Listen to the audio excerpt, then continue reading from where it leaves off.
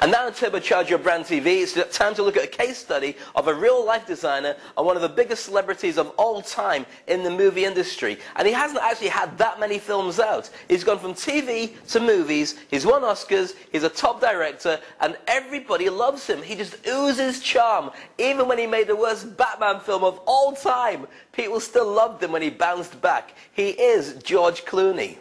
He is the guy who led Ocean's 11 for 3 films, not the greatest of films, but his charm oozed all the way through, and you could truly believe that Matt Damon and Brad Pitt could be his best friends. The guy is one of the best at his game, but how did he do it? What's his secret? Find out next when we look at George Clooney on Turbocharge Your Brand TV.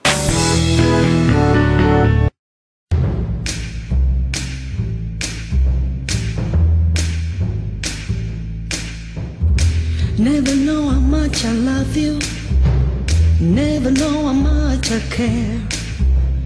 When you put your arms around me, I give the fever that's so hard to bear. You give me fever when you kiss me, fever when you hold me tight. Fever in the morning, a fever all through the night. Sun lights up the daytime. Fiat Idea, la monovolume compatta. George, not included. Well, I first and foremost, I learned after a series of very bad mistakes in film early on in my career. I learned that I should probably read a good screenplay every once in a while before I'd say yes. You can make a really, you can make a bad film out of a good script, but you're not going to make a good film out of a bad script. So I needed to start with a good screenplay. This particular film, Alexander, I wanted to work with for a long time. And I got the opportunity. We had dinner in Toronto, and then he said, I'm going to be sending you a script.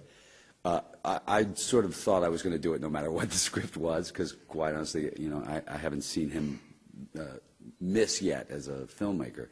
And then I read the screenplay, and I thought it was very lucky. There are really only 2 elements that solidify sort of the kind of choices that you make, and it's director and screenplay. And I learned, I'd been on that sort of, Batman and Robin, Peacemaker kind of run where, when you first start getting work as an actor, you just take jobs.